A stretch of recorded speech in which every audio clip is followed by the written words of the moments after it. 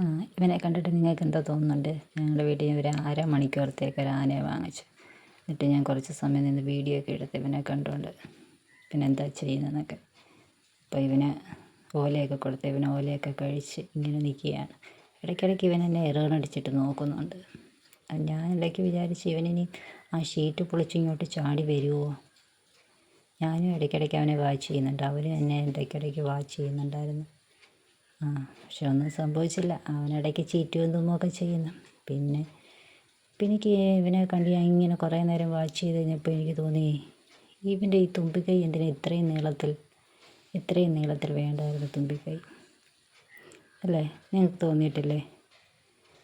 നടന്നു പോകുമ്പോഴേ ഇവൻ്റെ തുമ്പിക്കൈ തറയിൽ കിടന്ന് വലിയത്തില്ലേ? കണ്ടോ?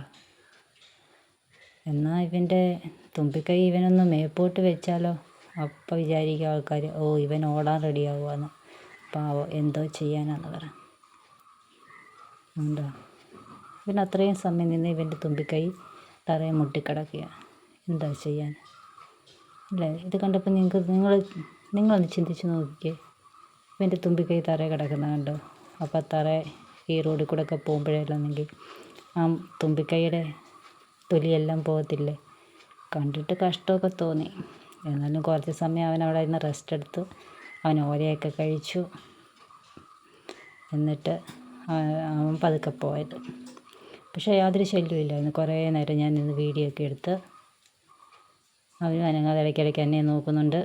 അവനിടയ്ക്ക് കൈയൊക്കെ പൊക്കി ഇങ്ങനെ പോസ് ചെയ്തിട്ടുണ്ട്. അപ്പം വീഡിയോയ്ക്ക് വേണ്ടി അവൻ ഇടയ്ക്കിടയ്ക്ക് പോസ് ചെയ്യുന്നുണ്ട്. ഇടയ്ക്ക് എന്നെ നോക്കി എന്നിട്ട് തുമ്പിക്കൈ കൊണ്ട് ചീറ്റുമൊക്കെ ചെയ്യുന്നുണ്ട്. എന്നെ ഒന്ന് വിരട്ടാനൊക്കെ നോക്കി ചീറ്റി.